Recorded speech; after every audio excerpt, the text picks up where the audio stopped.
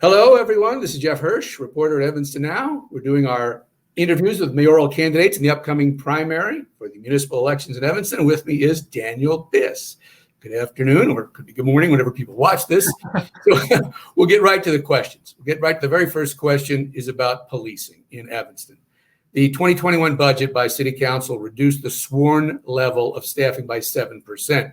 We did a reader survey. Evanston Now did a reader survey, and we found that a little less than half, let's say that in the future, the current reduction should be left unchanged.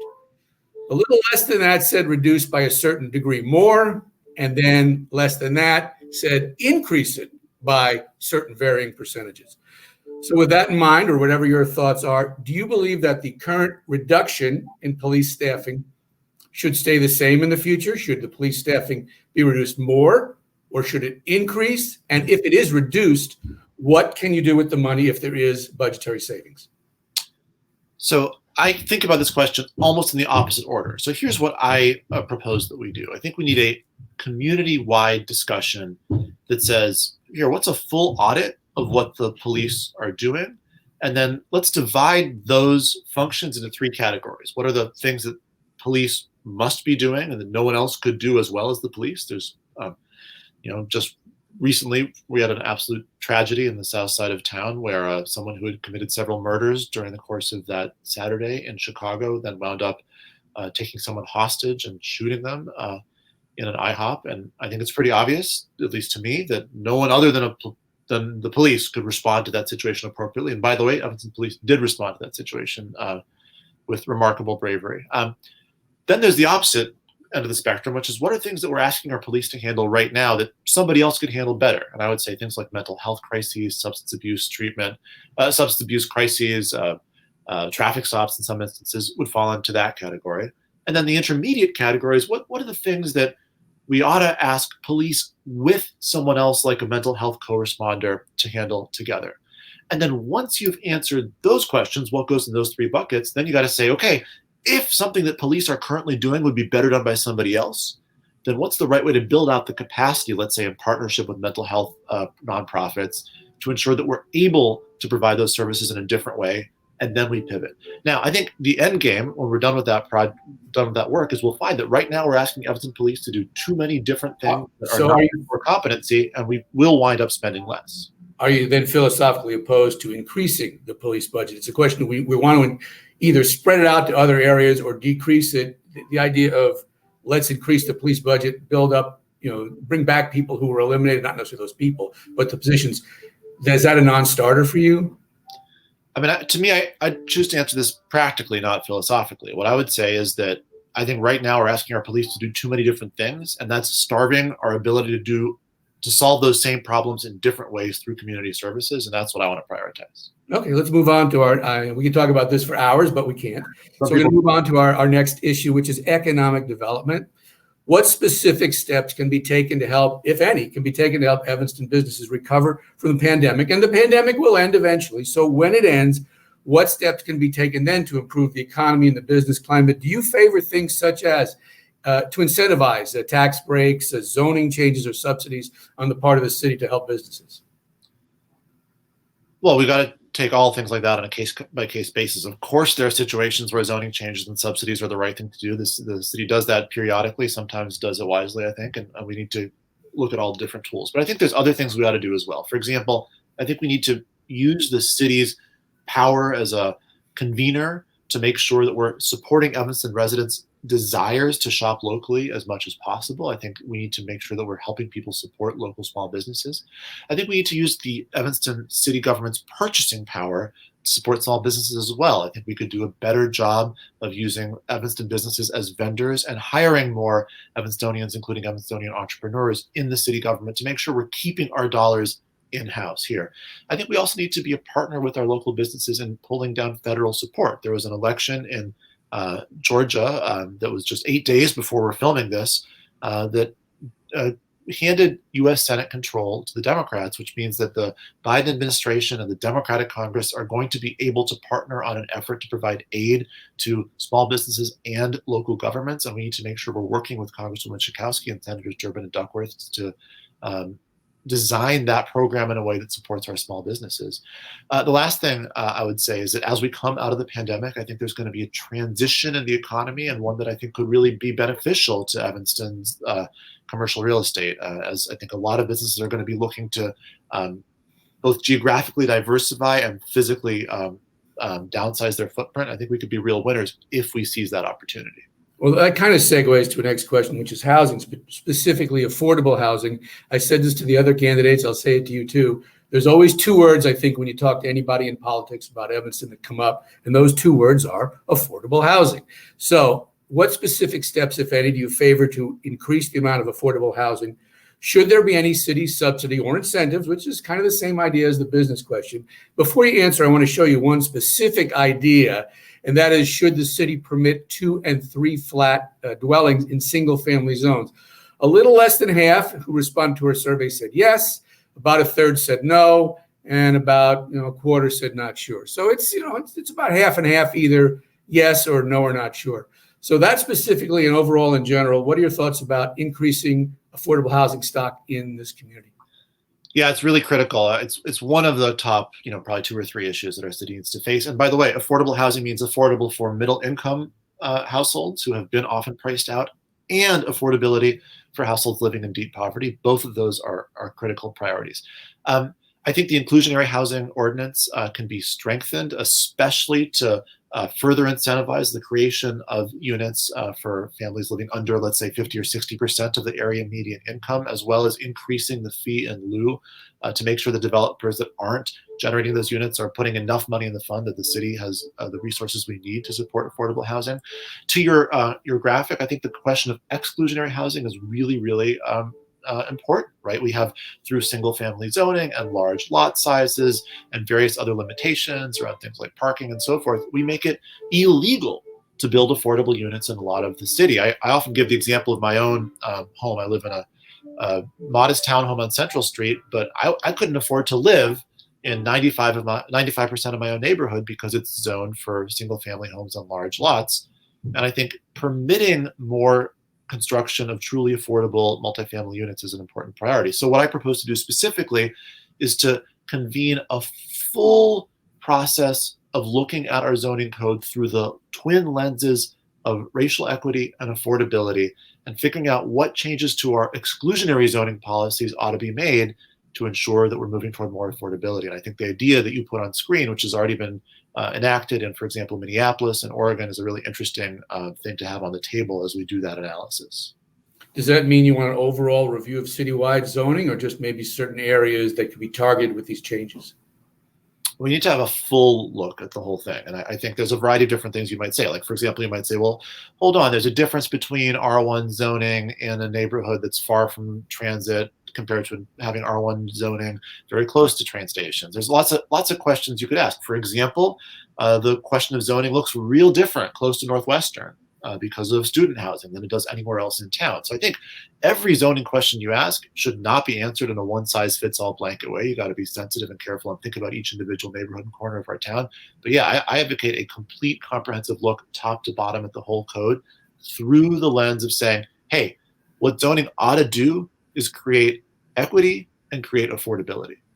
Well, speaking of affordability, we're going to move to taxes and the budget. Some candidates have said the recent 1% property tax increase, while it was the lowest in many, many years, was too high. Do you think that tax hike was too high? And if you would like a tax cut, either that one, bring that one back down, or in the future, what services, if any, would you cut? Because if you cut taxes, you cut revenue, and you've got to somehow find a way to either reduce services or come up with other revenue. Yeah, of course, raising property taxes during a pandemic is not something that anybody would relish, and not something that I was happy to see. And I was actually pleased that the council did bring down the property tax increase significantly during the course of their negotiation. Look, the state does not give municipalities great options for revenue, and so property taxes are a main revenue tool that municipalities have, even though they're regressive, even though they are unrelated almost to the ability to pay, even though they present significant challenges for a lot of middle-class families. So I think, a few things. First of all, our goal needs to be to find fairer, more progressive sources of revenue. We need to be creative, even though the state puts significant constraints on us, and say there are tremendous pockets of wealth in this community. What are legal, practical, and fair ways to access revenue that don't consistently put the burden on the back of working families, as has typically been the case? That's number one.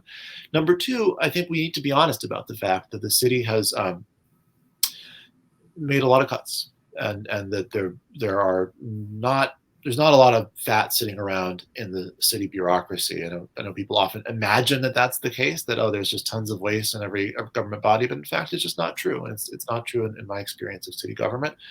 And so when we're looking for savings moving forward, I think what we ought to do is look for places where we actually can rethink the way in which we provide services in such a way that we wind up delivering a better product at a lower cost. And so the first question you asked about public safety, I think, is an example where if we re-envision what it means to create a system of truly shared safety, and we do it right and responsibly, we can over time find ourselves with a greater degree of public safety in town, and yet do it at a lower price tag. Do you have any, for instances, like maybe shared services with Skokie? I'm just throwing that out, or any other ideas as to separate from public safety, just a way to be more efficient or consolidate? Well, I think consolidation can happen both horizontally and vertically. What do I mean by that? So horizontally means you can talk about Skokie, and there's, of course, we also border Wilmette and Chicago. You could imagine partnerships with other communities. And we, of course, do some of that when it comes to fire and police already. And obviously our water sales are really critical for our budget, but you could imagine expanding those. But the other issues are vertical, right? So I passed legislation back when I was in the General Assembly to enable Evanston Township to dissolve and merge in with the city government, which meant the two governments that were in the same physical plot of land were now merged and providing the same or perhaps even better services at a lower cost. I'm not advocating at all that we do that again. I don't think we ought to merge the school districts with the city government by any means. I would oppose that. But I do think that better partnership between the city government and districts 202 and 65 could enable a more efficient provision of services and a better kind of allocation of tasks, and over time could result in cost savings as well. Well, this is a related question, taxes, budget, and you sort of alluded to it. You have alluded to it, and that's revenue. And do you see any untapped, you alluded to it something, but do you see any untapped sources of revenue, such as the sale of city assets? We're going to show you one graphic that we said that should the Civic Center, which is City Hall, should the Civic Center be sold for conversion to housing? Now that, in theory, could be affordable housing. It doesn't say what kind of housing, but that's an option. So a little less than half said yes. And if you go down to the maybes, so if you add up the yeses and the maybes, that's about 3/4 of the people that are at least open to the idea. And then the rest are saying no. So first of all, do you think that the sale of the Civic Center for housing or for anything else is a valid idea, either as a revenue source or as another source of some sort of project for the city? And do you see any other possible revenue sources other than the ones that you just alluded to? Yeah, I mean, obviously there's lots of rumors about plans to move the seat of city government somewhere else and sell the Civic Center, and a lot of strong feelings about it. And my view is, show me the plan and I'll tell you if I think it's a good plan. Can I sit here today and say we should absolutely sell the Civic Center? Of course not. I want to see the alternative. But by the same token, I can't give a blanket opposition either, because it just depends on what's on the table. And of course, we have to be creative about how we utilize city assets. We also have to remember that when we sell a public asset, it's gone forever. It's been privatized, likely in perpetuity. And so I think we need to be cautious about those kinds of steps. Again, I think we need to be creative as we take a look at all different revenue options. I think we need to be strategic in our relationship with Northwestern. I think we need to be willing to push the envelope when it comes to the Illinois statutory constraints on ways to enact progressive taxation on the local level. There are people in this town who are very genuinely on the cusp of being taxed out of their homes. And there are also people who have a tremendous ability to pay. And we just need to design our tax system around the value set that says, hey, let's align tax burden as much as possible with ability to pay. Does the city have any leverage to get any additional money out of Northwestern?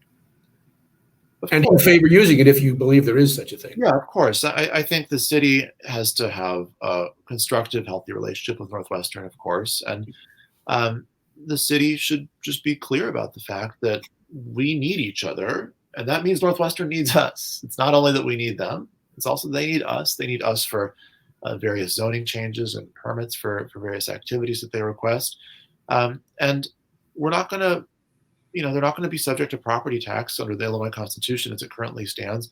But that doesn't stop us from having a relationship with them where we say, listen, as you ask for more and more changes in our zoning and our permitting processes, as you buy up more and more property that used to be tax revenue generating property and no longer is once it becomes Northwestern property, we, in the spirit of partnership, would expect you to step up to the plate and do more for the city. I think it's relatively likely that relatively early in the next mayor's term, there'll be a new president of Northwestern. I remember when Liz Tisdall and President Shapiro both took on those roles at pretty similar times. It was a chance for a reset and improvement in the relationship between the city and the university, and I would hope to have that same opportunity, relatively soon after my term would hopefully begin in May. Well, let's move on to another issue which has gotten Evanston national attention, and that is, of course, reparations. We did a survey on the issue of reparations, and it's asked our readers what their thoughts were about the current reparations, which is funded by the marijuana tax. Should it be changed? Should the funding be changed next year? And about half, basically half, said the funding amount should be maintained as is. 18% or so said increase it. A certain percentage said reduce it. And interestingly, a quarter of the respondents said the whole program should be eliminated. What are your thoughts on reparations in terms of how much it gets, how it gets it? Should it be held the same for a reasonable time? You define reasonable, increased or decreased? Well, it's always dangerous to ask the candidate to define reasonable. Okay. Offer. So I do think the devil's in the details in this question. I strongly support the reparations program, and I definitely support its expansion over time. Right now, is there enough money in there? Well, God, no. There's barely any money in there because the reparations funds resources come from the cannabis tax, and there's been a real challenge with licensing of dispensaries. So the first thing we need to do is to work with our state partners and our economic development team to make sure that there's adequate dispensary activity happening in Evanston to ensure that we have enough revenue in the reparations fund, just in keeping with what was initially planned in the ordinance. And that's something I'm committed to do. Over time, I would like to see us explore other options, because the principle here is that cannabis taxes are funding reparations because the war on drugs was so deeply racist in its effects, and I would argue in its intent.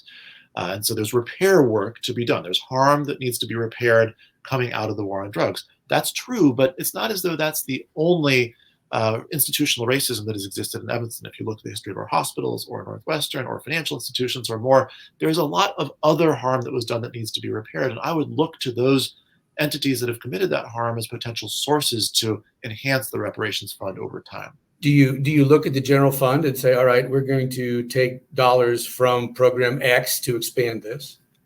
I think all options have to be on the table, but I think we also have to understand there's a fiscal challenge for the city, and there's a lot of dollars that have already been taken from a lot of programs. And so I think we need to be cautious. And this seems like a pretty unique opportunity for creativity in terms of finding other sources of revenue. And I would want to start there. Okay, now we're getting to our last question. We did another of our survey questions was, are people satisfied? How well does city government serve residents' needs? And if you look 5 or above, which you could argue is good to really really good, it's more than half. And then if you throw in 4, it's a pretty good percentage of people who are relatively satisfied with the services that city government provides. Now, you're a non-incumbent. All the candidates for mayor are non-incumbent. So, but this says, based on the people who answered, that people are more or less satisfied with what they're getting. So how do you run saying, I'm going to change things, or I want to change some things, when some people anyway are going, no, it's okay? Well, I would say that chart matches my campaign really well. I am running on a bold agenda of things that I think we can do differently and better, and I'm proud of that and excited about that. And I wouldn't be running if I didn't see real opportunity to make change on areas like racial justice, housing, implementing reparations, climate change, public safety. If I didn't see opportunities to do really bold things in those areas, I wouldn't want to seek this position. At the same time, I'm not running on a platform or from a viewpoint that says everybody in office is terrible and these guys are the worst and we need to turn everything upside down. In fact, I've been criticized by other candidates for having the support of current members of council. My view is that we have a lot of good, well-intentioned people on council who are doing their best, and a lot of good, well-intentioned people running against them who are doing their best too. And I think that on some of these key issues, we can just do yet better. And I have the sense that that's kind of where the public is. I don't think they want a revolution, but I think the Evanston residents know that we can do even better than we're doing, and I'm running to help us accomplish that. Thank you very much, Daniel Biss, candidate for mayor in the upcoming Evanston primary. Appreciate your time. Thanks again. Thank you. Really appreciate it.